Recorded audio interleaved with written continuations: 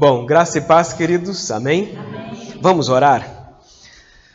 Senhor Deus, muito obrigado, Pai. Muito obrigado porque nós podemos chegar na Tua casa, nós podemos ter o nosso tempo de comunhão entre os irmãos, nós podemos Te louvar, nós podemos Te agradecer, mas nós também podemos, Pai, abrir a Tua palavra e que no nome de Jesus, que o Senhor Deus possa estar falando aos nossos corações nessa manhã. Que no nome de Jesus, os nossos ouvidos, a nossa mente, o nosso coração possam estar abertos, Pai, para aquilo que o Senhor tem a falar a nós. E que possamos sair daqui cheios do Teu Espírito e da Tua Palavra. No nome do Senhor Jesus. Amém.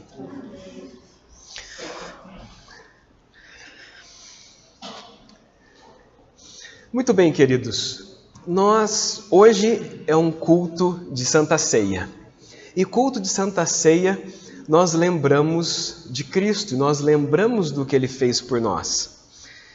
E a gente pode pensar assim, como que nós podemos tratar Cristo? E como que nós podemos lembrar daquilo que Ele fez por nós? Para isso, nós vamos estar meditando sobre a palavra do Senhor, tentando fazer um paralelo entre a Bíblia e a história. Às vezes a gente lê a Bíblia e a gente pensa que aquilo aconteceu com o povo de Israel e o povo de Israel estava sozinho ali e o mundo estava acontecendo fora dele. É como se isso está acontecendo só com o povo de Israel e os outros povos estão em outros lugares. Mas havia interação entre o povo de Israel e os outros povos e às vezes os outros povos dominavam o povo de Israel. Então havia essa interação. E quando a gente lê a Bíblia ela é inspirada por Deus e Deus fala aos nossos corações. Mas muito da história nós podemos ver e encontrar na Bíblia também. Tanto é que tem algumas pessoas que acham que a Bíblia é só um livro histórico, mas na verdade a Bíblia ele é um livro inspirado por Deus, que também tem questões históricas. E a gente pode pensar assim, esse povo de Israel na Bíblia, como que ele vivia com os demais povos? Bom, nós vamos fazer um resuminho bem rápido, e o resuminho é o seguinte. O povo de Israel passou por vários impérios. Teve vários impérios que dominaram o povo de Israel. A gente pode lembrar que é o egípcio. Lembra, eles foram para lá, e quando eles foram lá, estava tudo bem. Mas a Bíblia diz assim, porque foi através de José. Mas aí chegou um tempo em que Faraó não conhecia mais José e começou a escravizar o povo. E eles ficaram lá por muito tempo. Mas teve outros impérios que passaram, o assírio, o babilônico e o persa. Esses que estão dessa cor são os impérios que aconteceu no Antigo Testamento. Então, quando a gente lê o Antigo Testamento, nós vamos ver esses nomes. Nós não vamos achar os outros dois. Nós vamos achar esses daqui. E o povo de Israel passou por cada um deles. E o que é interessante é que esses impérios todos que a gente olha no Antigo Testamento, alguns até foram bons para o povo de Israel. Lembra quando os persas entraram? Falaram assim, vocês podem voltar para a terra de vocês, podem reconstruir o templo, podem reconstruir... E deu as coisas para eles poderem fazer isso. Aí você pode pensar assim, né? Foi Deus que fez através desses imperadores. Mas os últimos dois, o grego e o romano, nós não encontramos eles no Antigo Testamento, porque isso aconteceu depois, quando o Antigo Testamento acabou. E quando o Antigo Testamento acaba, entre o Antigo Testamento e o Novo Testamento se passou um bom tempo, um bom período de tempo em que não está escrito na Bíblia. E é nesse período que o Império Grego acontece lá em toda aquela região. E existe uma diferença entre o Império Grego com os anteriores. Os anteriores, eles dominavam, eles queriam tributos, eles tinham toda uma questão política. Já os gregos falavam assim, não, vocês podem viver do jeito que vocês quiserem, mas a cultura nossa vai fazer parte da cultura de vocês. E eles passavam, então, o conhecimento dos gregos para que todos pudessem entender e saber como que eles pensavam. Então, a cultura grega foi muito disseminada nesse período. E o povo de Israel estava no meio disso daí. E se a gente for pensar, Muitas das coisas dos gregos chegam até o nosso dia.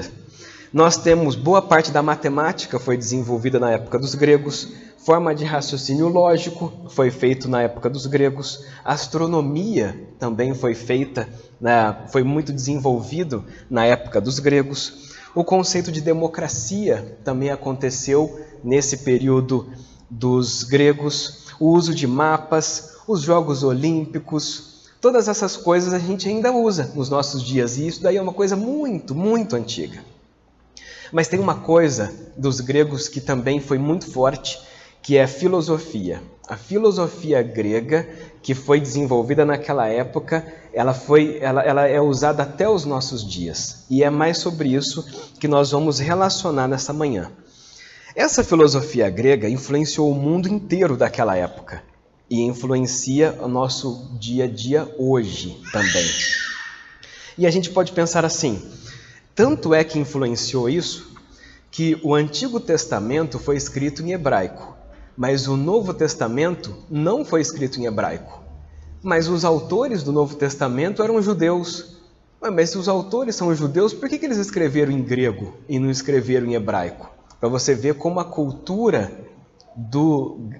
grega estava muito forte naquela época. E dentre todos esses gregos, teve vários filósofos, nós conhecemos muitos deles, Sócrates, Platão, Aristóteles, vários desses, e eles tinham as suas filosofias. Mas tinha um específico, às vezes ele não é muito conhecido, mas é esse daqui, ó, Heráclito. Heráclito, ele viveu entre 540 e 430, e ele estava tentando entender um pouco do mundo e tentar explicar algo que ele não conseguia explicar. Mas então ele conceituou, ele falou assim, bom, existe um negócio que eu não sei explicar, mas esse negócio, ele é a grande unidade da realidade. Esse negócio é a razão que domina todo o universo e que faz possível a existência da ordem e da regularidade no acontecimento das coisas.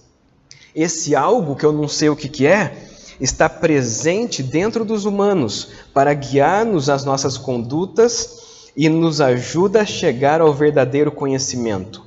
E esse algo que ele estava tentando explicar, ele diz que é um princípio divino que cria, que domina, que dirige a natureza e o universo. Então ele fala assim, ó, existe um negócio, existe uma coisa, e é essa coisa que faz tudo isso. E ele fala assim, e ele estava tentando relacionar, estava tentando achar alguma coisa, e ele não achou que pudesse atribuir aquilo. E aí ele dá um nome para isso, e o nome que ele dá é esse nome aí, Logos. Então ele fala assim, eu vou dar o nome de Logos. E aí ele deu o nome de Logos para isso que ele definiu, de todas essas coisas. E esse filósofo teve muitos discípulos, e essa filosofia e essa forma de pensar perdurou por muitos séculos e séculos e séculos. E o povo de Israel estava inserido nisso tudo aqui. Então o povo de Israel sabia disso também, e porque ele vivia nesse contexto. O Império Grego estava dominando nessa época. E aí o que acontece? Acaba o Antigo Testamento e começa-se o Novo Testamento. Quando começa o Novo Testamento, nós vemos assim, começou o Novo Testamento, começa com os evangelhos. E nós vemos 4 evangelhos. E às vezes as pessoas perguntam assim, por que será que tem 4 evangelhos? Não podia ter um só? Por que teve que ter 4 pessoas para escrever sobre a mesma coisa? Por que teve que ter 4, né? Não podia ser 2? Não podia ser 1? Por que são 4? Bom, os estudiosos, os teólogos, eles estavam tentando explicar o porquê que 4 evangelhos foram feitos em vez de 1 ou de 2. Mas para isso, a gente precisa, vamos fazer uma história aqui agora. Imagine que você vá num jogo de futebol. Você não foi no jogo de futebol, mas os seus amigos foram. E aí você fala assim, e aí, como é que foi o jogo? Aí um vai falar assim, nossa, o jogo foi muito bacana, aquele jogador estava muito bom, aquele outro jogador, não sei, hoje não era o dia dele. O goleiro defendeu várias bolas, E o atacante conseguiu fazer um gol e o gol pegou no ângulo esquerdo. E ele narra o jogo para você. Já o outro fala assim, olha, o jogo estava mais ou menos, mas olha, tinha 45 mil torcedores. Conseguiu arrecadar quase R$500 mil, vai conseguir pagar todos os jogadores. Então o time agora está bem financeiramente, vai dar certo. Estava tudo lotado, estava muito bacana. Já o outro fala assim, olha, eu não percebi muito isso não, mas eu percebi que tinha uma briga ali do outro lado da arquibancada e os caras começaram a se bater lá e tal, e eu tentando me fugir daquela situação, teve que vir os policiais e ele começa a contar o que aconteceu na arquibancada. E já tem o outro que fala assim, rapaz, eu comi um cachorro quente que estava lá dentro e aquele cachorro quente não estava legal, então eu nem prestei atenção direito no jogo, mas aquele cachorro quente não deu certo que eu comi do tiozinho, tal. E aí você fica pensando assim, olha só, são 4 pessoas que estavam no mesmo jogo, só que um prestou atenção numa coisa, o outro prestou atenção numa outra coisa, o outro numa outra coisa e o outro numa outra coisa, mas todos estavam no mesmo lugar. Ou seja, é o mesmo jogo, mas as percepções são diferentes. E o que acontece nos evangelhos é a mesma coisa. Todos eles viram o mesmo episódio, a mesma pessoa, as mesmas coisas, mas a perspectiva de cada um deles, a forma de ver deles era diferente. Tanto é que esses teólogos dizem que Mateus ele apresenta Jesus como rei. Quando você lê o livro de Mateus, você fala assim, esse é o rei dos judeus. Olha só como que ele fala, olha como ele se coloca, olha só os milagres, olha como acontece. E você lê o livro de Mateus, você fala assim, realmente Jesus é o rei dos judeus. Mas quando você lê o livro de Marcos, você fala assim, olha como ele servia. Olha só como que como ele era prestativo. Olha como as pessoas chegavam até ele, como ele respondia a isso. É um pouco diferente do de Mateus. Já o de Lucas a gente olha e fala assim, olha, realmente, se quando eu crescer for igual a Jesus, eu vou ser perfeito. Porque a forma como Lucas narra, como que Jesus responde, como que Jesus se comporta diante das situações, nós podemos nos espelhar e falar assim, eu quero ser como Jesus, porque Jesus foi perfeito, eu quero viver assim também. Porque Lucas ele é muito detalhista, e nesses detalhes a gente vê o quão perfeito Jesus foi aqui na Terra. Só que esses 3 livros são muito parecidos, e eles são muito parecidos porque esses 3 livros, eles estavam preocupados com os fatos e com os atos de Jesus. O que Jesus falava e o que estava acontecendo. Era isso que eles estavam preocupados. Eles estavam querendo narrar essas coisas que aconteciam. Então, eles falavam assim, olha, e era a hora sexta quando aconteceu tal coisa. E tinha tantas pessoas na casa quando aconteceu isso. E Jesus disse isso e a pessoa respondeu isso. Então você vê assim que eles eram bem metódicos. Às vezes eles falavam assim, olha, ali estava o fulano de tal e o irmão dele e a mãe dele.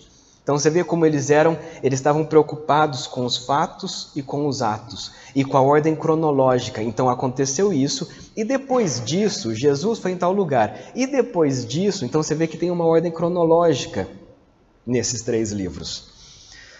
Mas tem um evangelho, e esse evangelho é diferente desses 3 aqui.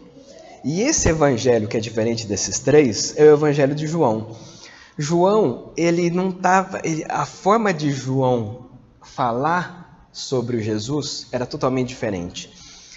Nós vemos que Mateus apresenta Jesus como rei, Marcos apresenta como servo, Lucas apresenta Jesus como homem perfeito, mas João apresenta Jesus como Deus. Porque João, ele não estava preocupado com fatos e atos, mas com o significado desses atos e fatos de Jesus. O que isso significa? E o porquê isso aconteceu? João estava preocupado com isso.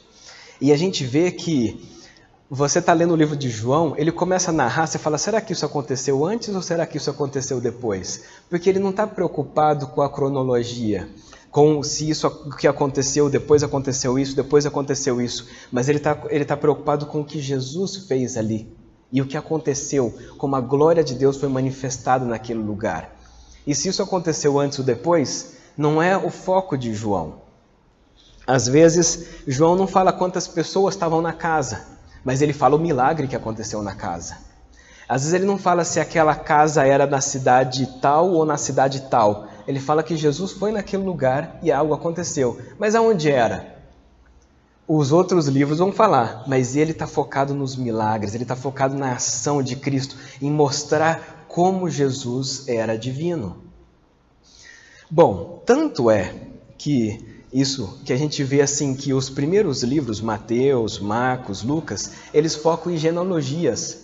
Então ele fala assim, e esse era filho desse, até chegar em Jesus.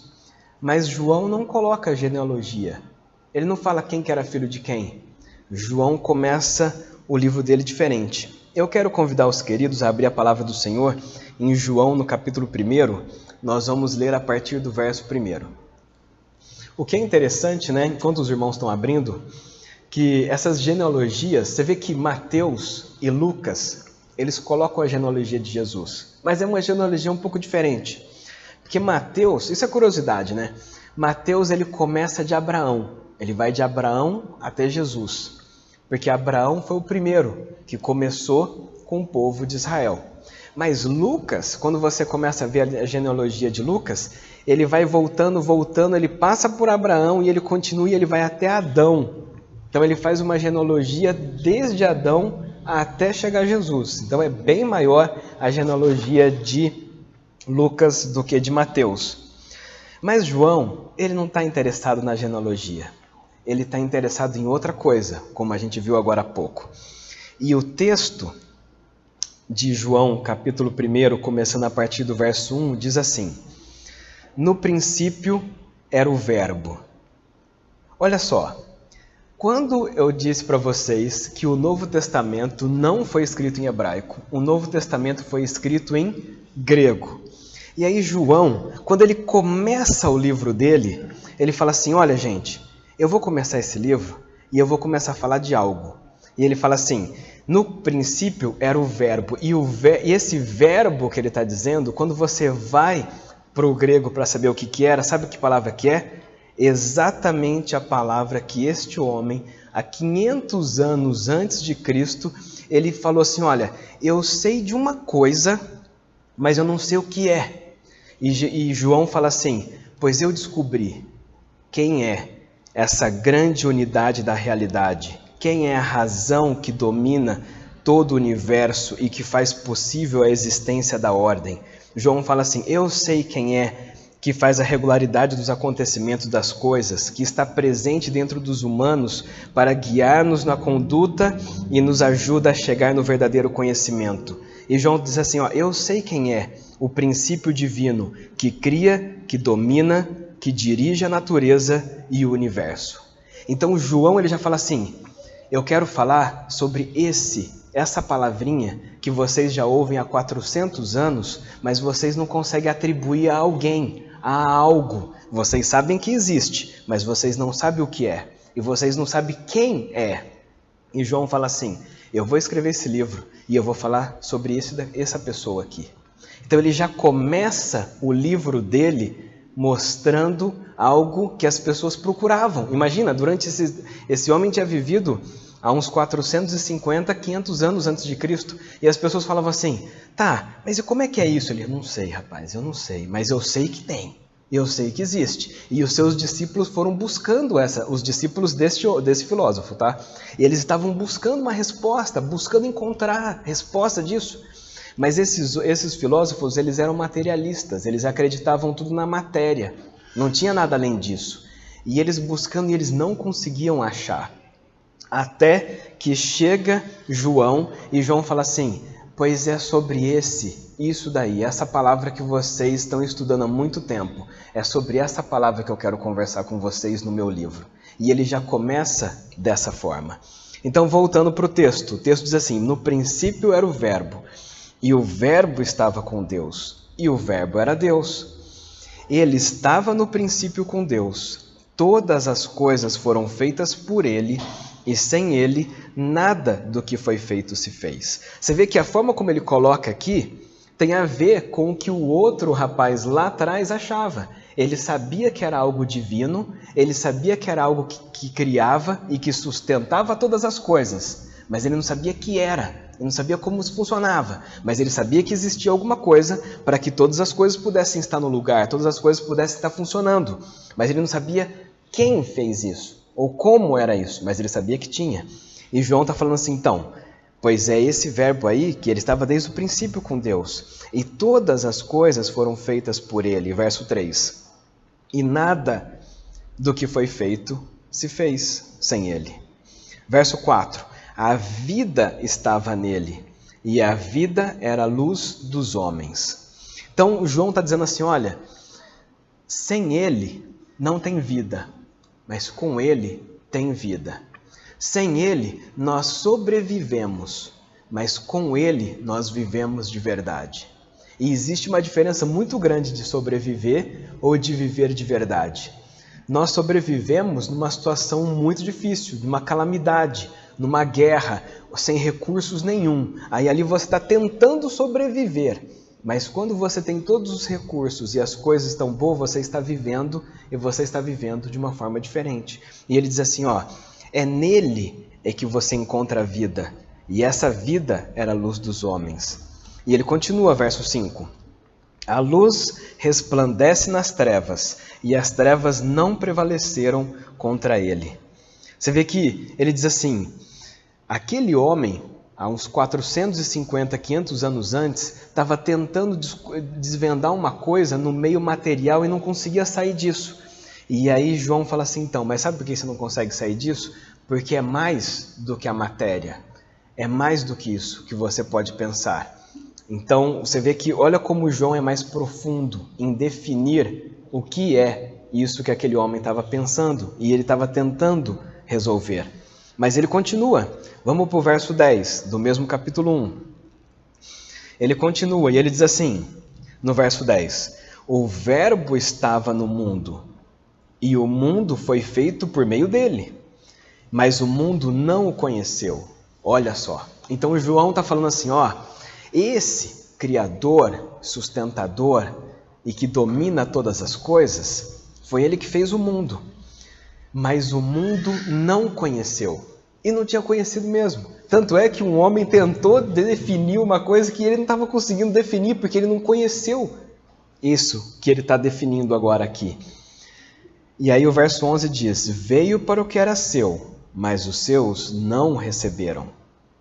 Mas a todos quanto receberam, deu-lhes o poder de serem feitos filhos de Deus, a saber, aos que creem no seu nome. Então João está dizendo assim, olha, esse verbo, ele veio ao mundo, o mundo não o conheceu, mas a passou a conhecer. Muitos não aceitaram, mas aqueles que aceitaram, então puderam ser filhos de Deus, desde que crescem nele. Então ele já está dizendo que é uma pessoa.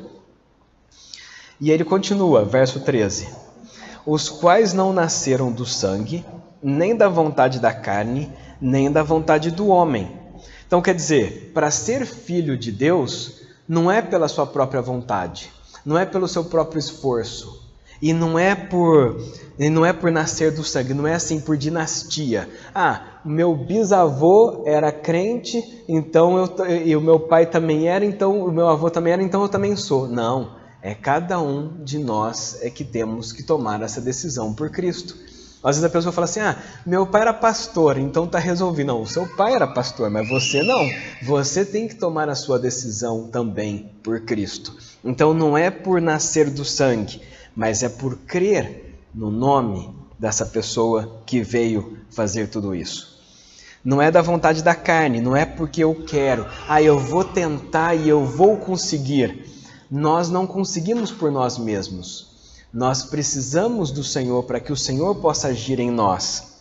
E não é pela vontade do homem, não é assim, olha, tem um pensamento positivo que vai dar tudo certo, é só você pensar que vai dar certo. Não é você pensar isso, você precisa crer no Senhor, para que então você possa se tornar filho de Deus. E o texto continua. E esse verbo, que verbo? Esse que foi definido agora há pouco. Ele falou assim, e esse verbo que é todas essas coisas, Então, primeiro João ele começa a falar dessa palavra que eles já conheciam durante 400 ou 500 anos. Ele fala assim, então, essa palavra aí, que eu estou dando mais uma... Que o João está falando assim, ó, vocês conhecem essa parte dessa palavra. Mas eu estou pegando essa palavra e estou dando mais explicando um pouco mais sobre ela. E aí João fala assim, então, e essa palavra, ela, olha o 14, ele se fez carne e habitou entre nós, cheios de graça e de verdade, no verso 14. E vimos a sua glória, glória como unigênito do Pai. Então João está falando assim, não é uma coisa, não é algo, mas é uma pessoa.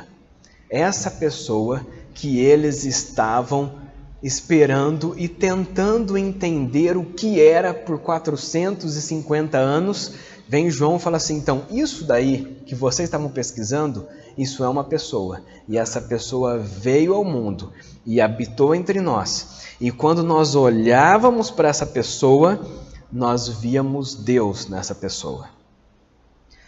Verso 15. João dá testemunho a respeito dele e exclama, esse é aquele que eu dizia, ele vem depois de mim, mas é mais importante do que eu, pois já existia antes de mim.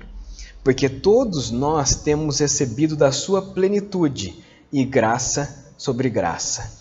Então, as pessoas que tiveram contato com essa pessoa que se fez carne e habitou entre nós, essas pessoas recebiam graça sobre a vida delas.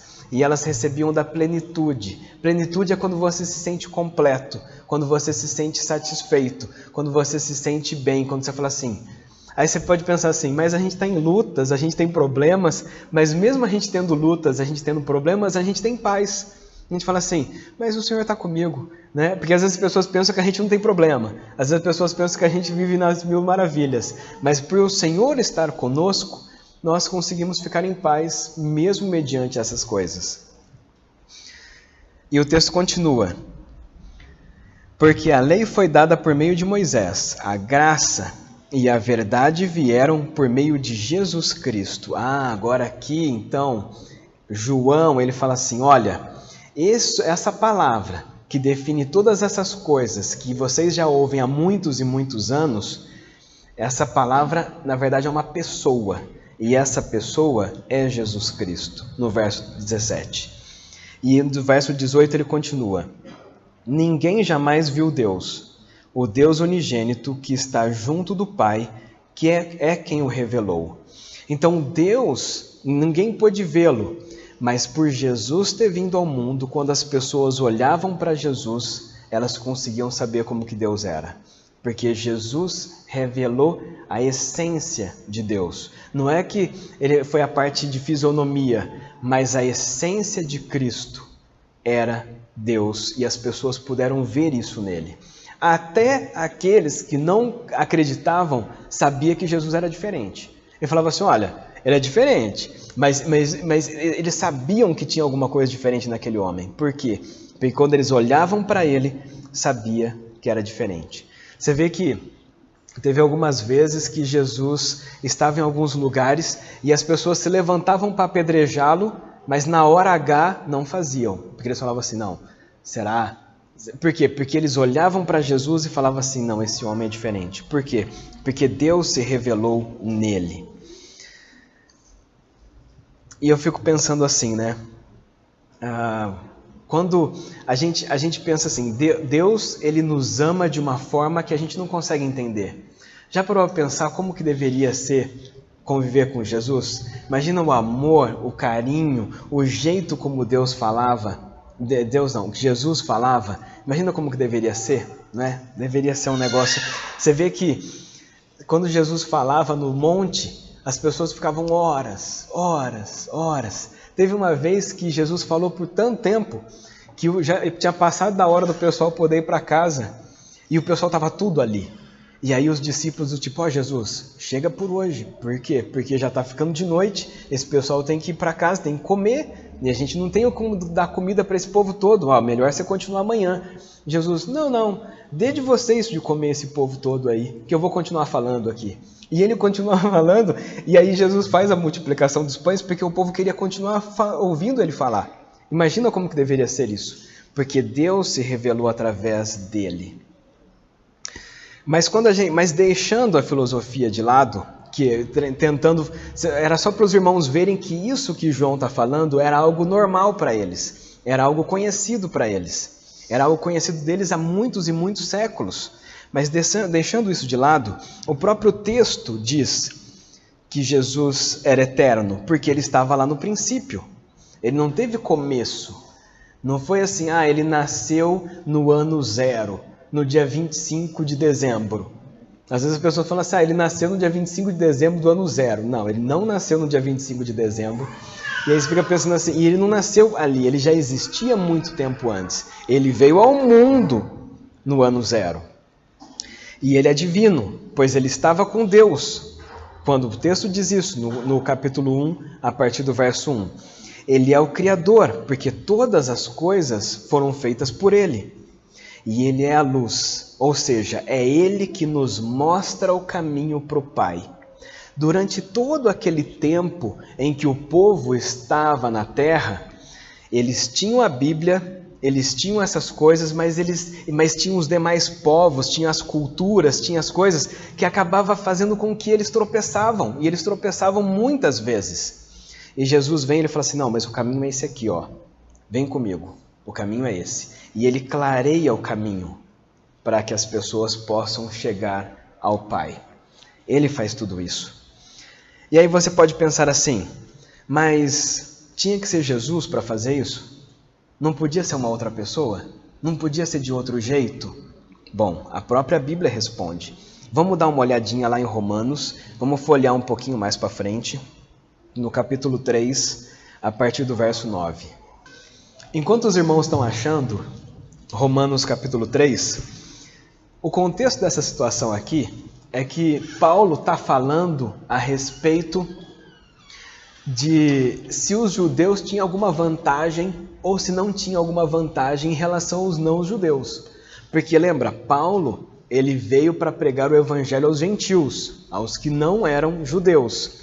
E às vezes as pessoas podiam pensar assim, ser judeu deve valer mais a pena. Ou não, ser judeu não vale muito a pena.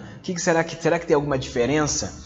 E aqui o apóstolo Paulo está dizendo se existe vantagem ou não vantagem em relação a ser judeu. Então, Romanos capítulo 3, começando a partir do verso 9, diz assim: que se conclui? Temos nós alguma vantagem? Não, de forma alguma, pois já temos demonstrado que todos, tanto judeus como gregos, você vê, por que ele fala gregos, né? Então você vê assim, é porque esse era o contexto da época, estão debaixo do pecado. Como está escrito, não há justo, nenhum sequer. Não há quem entenda, não há quem busque a Deus. Verso 12, todos se desviaram e juntamente se tornaram inúteis. Não há quem faça o bem, não há um sequer. Então ele está dizendo assim, olha, não tem ninguém que salvou nessa história toda. Não tem nenhum justo, não tem nenhum que poderia fazer o serviço. Não tem nenhum que poderia resolver essa situação. Não tem ninguém. E ele olha e ele vê assim, então não tem vantagem, porque quer seja judeu, quer seja grego, ou quer seja qualquer outra coisa, não muda nada nessa história. Tem que ser alguém de fora, tem que ser alguém tem que ser alguém que não faça parte disso para que possa resolver esse problema. E porque todos estavam ali nessa situação e não tinha como resolver. E a gente pode pensar assim, então como que poderia ser feito isso, né? Aí para isso, tem uma historinha que uma vez um evangelista, ele conta essa história. Então ele fala o seguinte, teve uma vez o pai e um menino, eles estavam andando na rua, e o menino mais sai correndo, está meio distraído, está meio alguma coisa assim, ele pega e pisa em cima de um formigueiro. E ele destrói aquele formigueiro. Então ele está andando assim, aí ele passa e ele destrói o formigueiro. Aí o pai olha para o menino e fala assim, nossa, você destruiu a casa das formiguinhas e tal, né? Aí o menino fala assim, puxa vida, né? Agora vai vir chuva, essas formiguinhas vai demorar tanto tempo para poder construir esse formigueiro de novo e tudo mais e tal. Puxa, aí ele começa a ficar assim, o menino começa a ficar chateado. Ele fala assim, eu não devia ter feito isso. Eu devia ter prestado atenção. Eu devia ter prestado atenção nisso, porque olha só, tadinho das formiguinhas. Agora estão correndo para tudo qualquer lado aqui, porque elas não sabem onde elas vão morar por um certo tempo. E aí o menininho pega e fala assim, olha, desculpa, formiguinhas. Mas as formiguinhas não conseguem entender o que ele está falando. Aí ele pega e fala assim, tive uma ideia. Aí ele chega mais baixo assim e fala assim, olha, desculpa, formiguinhas. Mas as formiguinhas não conseguem entender ele. Aí ele abaixa mais perto do chão ainda e fala assim, olha, desculpa, formiguinhas, por ter feito isso. Mas as formiguinhas não conseguem entendê-lo. Para que as formiguinhas possam entendê-lo, ele tem que se tornar uma formiguinha para poder chegar lá e falar assim, olha... E aí ele consegue interagir com as formiguinhas. Mas ele tem que se tornar uma formiguinha para que as formiguinhas possam entender o que ele tem para falar. Enquanto ele não se torna uma formiguinha, as formiguinhas não vão entender. Ele vai falar, mas elas não vão entender. E você sabe que, voltando, vamos para um outro texto da palavra do Senhor, lá em Hebreus, no capítulo 10, no verso 5 ao 7, vai falar algo parecido com essa questão das formiguinhas e do menino, que ele estava tentando resolver essa situação, tentando se redimir de ter destruído a casinha das formiguinhas, mas ele não conseguia fazer isso. Por quê? Porque as formiguinhas não conseguiam entender o que aquele menino queria falar para eles. Mas em Hebreus, no capítulo 10, começando a partir do verso 5, a palavra do Senhor diz assim, por isso, ao entrar no mundo, Cristo disse, então agora Jesus falou alguma coisa. E ele diz assim, sacrifício e oferta não quiseste, mas preparaste um corpo para mim. Então, Jesus ele tinha corpo no céu? Não. Ele fala assim, mas então me deu um corpo. E ele continua, e não te agradaste de holocaustos e ofertas pelo pecado. Os irmãos sabem que o povo de Israel sacrificava muitos carneirinhos, muitas ovelhas, sacrificava para quê? Para que os pecados pudessem ser perdoados. Só que eles tinham que fazer isso o tempo inteiro. Eles pecavam, sacrificavam. Aí pecava de novo, sacrificava de novo. Imagina como é que devia ser. Devia ser assim, uma fila de gente lá para poder ter os sacrifícios o tempo todo. Porque eles pecavam o tempo todo. E aí ele fala assim, esses sacrifícios, eles não eram perfeitos. Porque assim como nós não somos perfeitos, na natureza também tem alguma coisinha aqui, uma coisinha ali. E ele fala assim, verso 6, então eu disse, eis-me aqui. No rolo do livro está escrito a meu respeito. Estou aqui para fazer, ó Deus, a tua vontade. Então Jesus fala assim, eu vou lá e eu vou, então, resolver esse problema que está acontecendo.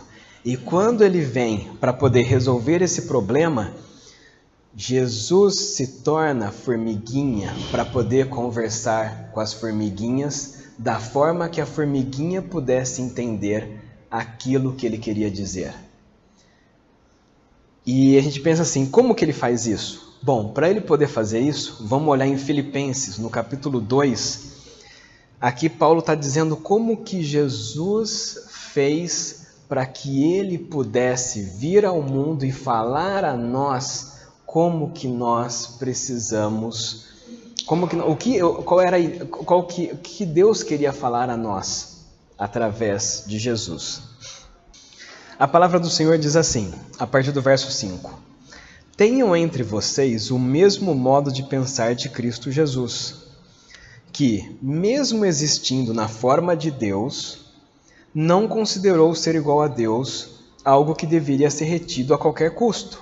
Então você vê, Paulo está falando assim, Jesus estava no céu, vivendo lá tranquilo. E ele diz assim, não quero mais ficar aqui, eu vou deixar este lugar que eu estou para que eu possa fazer alguma outra coisa. Mas ele poderia falar assim, não, eu vou continuar sendo Deus aqui, vou continuar do jeito que eu estou. Eu não quero fazer nada diferente, porque eu já sou Deus desde a eternidade passada até a eternidade futura. Mas ele diz assim, mas mesmo existindo na forma de Deus, ele não considerou o ser igual a Deus. Verso 7, pelo contrário, ele se esvaziou, assumindo forma de servo, tornando-se semelhante aos seres humanos e reconhecido em figura humana. Então você vê, Jesus estava no céu e ele fala assim, não, eu vou deixar e eu vou lá conversar com eles, da forma como eles vão entender. Eu vou ser humano como eles são humanos. Eu vou comer o que eles comem. Eu vou dormir onde eles dormem. Eu vou beber o que eles bebem. Eu vou falar o que eles falam. Eu vou viver da forma como eles vivem, para que eles possam saber quem eu sou. Para que eles possam saber qual é o propósito que eu tenho para eles. Para que eles possam saber como que as coisas funcionam, ou deveriam ser. Então Jesus faz isso. Verso 8. Ele se humilhou, tornando-se obediente até a morte de cruz. Mas eu fico imaginando assim, né? Imagina só, a Bíblia diz em vários momentos que Jesus teve fome. Lembra da tentação? Ele ficou 40 dias sem comer e ele sentiu fome. E a gente pode pensar assim, mas ele quando ele estava no céu, ele sentia fome? Não, né? Ele não sentia fome. Mas aqui então ele podia pensar assim, nossa, que coisa, né? Os humanos sentem fome. Por quê? Porque ele estava sentindo isso também. Jesus também ficava cansado. Teve algumas vezes que dentro do barco ele dormiu e o barco estava balançando para um lado, balançando para o outro e o pessoal tentando jogar água para o lado de fora. E a Bíblia dizia que Jesus estava dormindo. Então ele se cansava também. E aí quando ele chega para poder falar com algumas pessoas que Lázaro havia morrido, ele chora junto com eles. Então você vê, ele era humano de verdade. Ele sentia, e teve um momento em que ele falou assim, gente, eu estou com sede. Então ele teve sede, ele teve fome, ele teve cansaço, ele também sentiu tristeza, ele também sentiu angústia. Quando ele estava prestes para ir para a cruz, ele fala assim para os discípulos dele, fala, olha, vocês podem ficar aqui junto comigo? Porque eu estou assim, bem angustiado, vai acontecer um negócio. E eu acho que os discípulos nem entendiam o que iria acontecer, né? Mas Jesus sabia de todas as coisas. Ele falou assim, vocês não conseguem ficar aqui comigo? Os discípulos, não, Jesus, pode ficar tranquilo, eu vou ficar aqui junto com o Senhor. E aí Jesus, então tá, eu vou ali orar e já volto. Aí quando Jesus volta, eles estão dormindo. E aí Jesus fala assim, puxa vida, vocês não conseguiram ficar nem um tempinho comigo? E aí os discípulos, não, tudo bem, Jesus, agora pode ir lá que a gente vai ficar aqui contigo. Quando ele volta, eles estão dormindo de novo. Então, e nesse momento, Jesus está muito angustiado. Mas ele não é Deus, mas ele assumiu forma humana como eu e você. Então, os sentimentos de Jesus eram parecidos com o nosso. Olha o verso 8. Ele se humilhou, tornando-se obediente até a morte de cruz. Então ele tinha um propósito. O propósito era deixar o céu, vir à terra, para que as pessoas pudessem olhar para ele e entender quem era Deus. E além dele fazer isso, ele também, além dele mostrar quem Deus era, ele mostrou o caminho para que nós pudéssemos chegar até Deus novamente, porque as pessoas tinham se perdido no meio de tantos esses anos, todas essas filosofias e culturas e situações. Então ele mostra o caminho de volta para as pessoas de como que elas deveriam chegar até Deus. Mas além disso, ele paga o preço para que as pessoas pudessem deixar de fazer parte do reino das trevas e poder fazer parte do reino de Deus. Ele faz todas essas coisas. Por isso que ele foi obediente até a morte de cruz. E o texto continua, por isso também Deus o exaltou sobremaneira e lhe deu um nome que está acima de todo nome, para que o nome de Jesus se dobre todo o joelho, nos céus, na terra e debaixo da terra. Então, quando Deus viu essa atitude de Jesus, ele falou assim, então, todos os seres que existem vão se sujeitar a você. Todos esses seres vão adorar você. Por quê? Porque Jesus fez o que ninguém podia fazer. E o texto continua, verso 11. e toda língua confesse que Jesus Cristo é o Senhor, para a glória de Deus, o Pai. Então, quando Jesus ele faz isso, ele resolve o problema do pecado, da escravidão do pecado. Quando Adão peca, ali naquele momento, ele rompe-se o relacionamento que ele tinha com Deus e ele começa a viver uma vida no pecado, ele não consegue sair disso. E todas as pessoas que nasceram depois de Adão estavam na mesma situação. Quem poderia resolver essa situação? Jesus vem e ele resolve essa situação. E ele morre na cruz por nós, para que nós pudéssemos não ser mais escravos do pecado. E aí a gente pode pensar assim, Jesus, ele estava no começo de tudo com o Pai. Ele criou todas as coisas. Ele viu a desgraça humana, porque a gente não conseguia sair daquela situação. E ele viu que nunca a gente ia conseguir resolver isso. Então ele se torna humano, ele deixa o lugar onde ele está, e ele se torna humano para que a gente pudesse entender quem Deus era. E aí quando ele faz isso, ele nos mostra o amor de Deus, que a gente não conhecia. O pessoal que tinha a Bíblia no Antigo Testamento, eles conheciam Deus, mas o relacionamento deles no Antigo Testamento era diferente. Eles entendiam Deus como Deus soberano, todo criador do universo, mas um Deus meio longe e que às vezes punia eles. Era assim que eles acreditavam. Mas aí, tanto é que chega um momento em que os discípulos falam assim, Senhor, ensina-nos a orar. E aí Jesus fala assim, vocês orem assim, Pai Nosso. Olha só como começa a oração. Começa a oração como Pai. Então Jesus ele traz um relacionamento de Deus conosco, de pai para filho. Então ele continua sendo o criador, o sustentador de todas as coisas, mas agora você pode chamar ele de pai. Ele aproxima, ele traz um novo relacionamento que não tinha antes. Ele mostra o amor de Deus que eles não conheciam antes.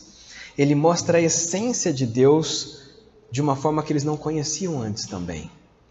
E ele mostra o caminho de volta. Fala assim, olha, o caminho é esse aqui. Me sigam que vai dar certo. Se vocês me seguirem, nós vamos chegar lá. Mas se você não me seguir, você não vai conseguir chegar. E além disso, ele paga o preço para que a gente seja livre do império do pecado. E quando ele faz isso, então nós podemos de novo ter acesso ao Pai. Nós podemos de novo sermos livres, como éramos livres antes do pecado. E por isso, aí como está escrito no texto, por ele ter feito isso, Deus o exaltou sobremaneira, no verso 9 de Filipenses 2. Ele deu um nome que está acima de todo nome, para que o nome de Jesus se dobre todo o joelho nos céus e na terra e debaixo da terra. E toda língua confesse que Jesus Cristo é o Senhor, para a glória de Deus o Pai. Você sabe que os judeus esperavam o Messias, mas eles esperavam o Messias que iria resolver a situação deles. Mas eles estavam, porque lembra, eles sempre estavam sendo dominados por alguns povos. Ou era o assírio, ou era o babilônico, ou era o romano, ou era o grego. Eles sempre estavam sendo dominados por alguém. E eles falavam assim, não, mas o Messias vai vir e o Messias vai resolver essa situação. E aí tanto é que várias vezes os discípulos falavam assim, e aí Jesus, quando é que você vai começar? Ele falou, não, eu já comecei. E eu já comecei já faz tempo já.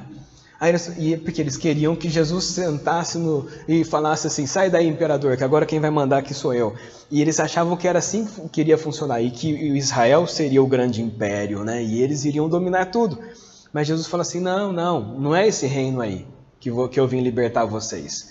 Esse reino aí é só um reino que daqui a pouco vai vir um outro aí vai dominar também. Eu vim resgatar vocês de um reino muito mais complicado e muito pior do que esse de vocês. Um império que reina desde o começo da existência. É esse império que eu vim mostrar para vocês e vim dominar sobre este império. Não é sobre o grego, o romano ou o assírio, mas é sobre o império do pecado que estava há milênios e milênios dominando sobre as pessoas. E aí então, mas eles queriam que Jesus resolvesse o problema deles na hora. E é interessante que Jesus vem 2 vezes. A primeira vez ele veio, e ele veio como homem, ele veio de uma mulher, ele era filho de um carpinteiro, e muitas pessoas creram nele, mas não todas. E o texto dizia assim, que aqueles que o creram foram feitos filhos de Deus, mas muitos não receberam. Mas a palavra do Senhor diz que ele vai voltar de novo. E é interessante que às vezes a gente pensa assim, a gente ouve que Jesus vai voltar há 2000 anos, não é? E a gente ouve isso daí mesmo. Ele vai voltar, ele vai voltar. Pois ele vai voltar, queridos. E às vezes a gente para de falar sobre isso, porque já virou jargão, né, de que Jesus vai voltar. Mas ele vai voltar. E a Bíblia diz que quando ele voltar, todo olho verá. E todo joelho vai se dobrar e vai falar que ele é o Senhor. E aí você pode pensar assim, aqueles mais da área das exatas, né? Como que todo olho vai ver? Porque o que está acontecendo aqui não acontece do outro lado do mundo. Então, se Jesus vier desse lado, o lado de lá do mundo não vai conseguir vê-lo. Só o pessoal do lado de cá que vai ver. Como é que vai ser isso? Mas, queridos, Deus é o Criador de todas as coisas. E Ele criou a física. Então, Ele pode fazer... Ele fez parar o sol. Se Ele pode fazer parar o sol, uma outra vez Ele retroagiu o sol. Ele faz o machado flutuar. Ele faz com que Jesus ande sobre as águas.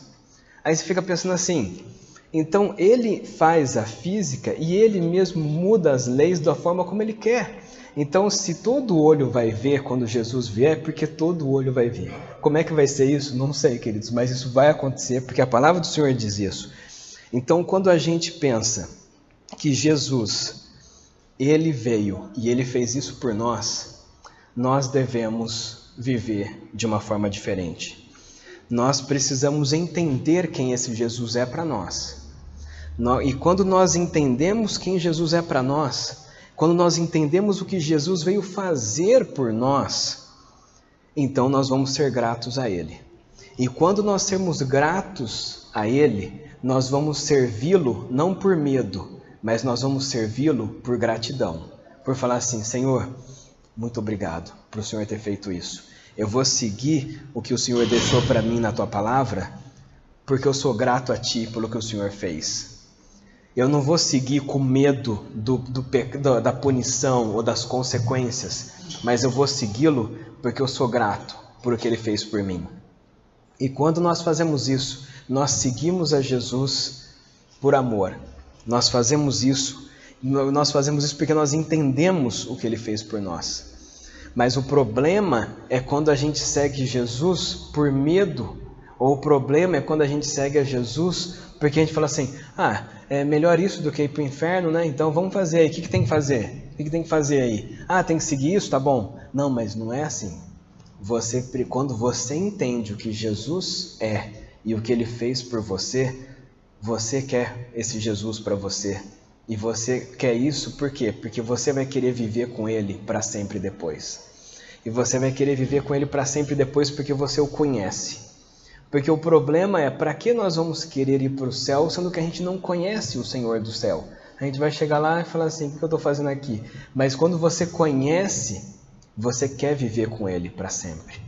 Então que nós hoje possamos realmente entender quem Jesus é, o que Ele veio fazer por nós, para que possamos viver uma vida grata e segui-lo por amor, por o que Ele fez pela gente. Amém, queridos? Vamos orar? Senhor Deus, muito obrigado, Pai. Muito obrigado porque nós podemos ler a Tua palavra e nós podemos ver como que o Senhor faz com que nós podemos ler e entender o que Jesus veio fazer por nós e o porquê Ele veio fazer isso por nós. Muito obrigado, Senhor Deus, por deixar escrito na Tua palavra, para que nós pudéssemos ter essa noção e entender qual é o propósito do Senhor para as nossas vidas e o porquê o Senhor quis assim. Pai querido, perdoa-nos, Pai, pelas vezes em que às vezes nós não conseguimos entender o propósito de Jesus por nós, ou às vezes nós seguimos a Jesus por medo, ou nós seguimos porque às vezes nós não achamos outra opção. Mas que nós possamos realmente seguir a Cristo por amor e por gratidão por tudo aquilo que o Senhor fez por nós. Que possamos retribuir a Ti essa gratidão pelo que o Senhor ter vindo ao mundo, ter morrido naquela cruz por nós e nos mostrado o caminho de volta ao Pai. Nós te louvamos, nós te agradecemos, Senhor, por o Senhor ser um Deus tão bom para nós. No nome do Senhor Jesus. Amém.